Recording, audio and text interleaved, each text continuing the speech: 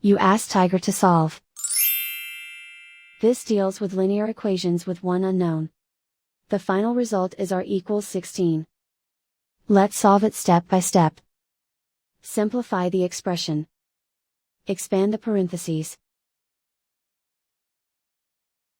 Simplify the arithmetic. Group all constants on the right side of the equation.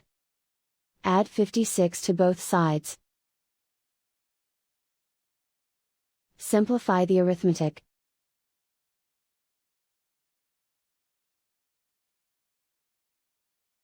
Isolate the k.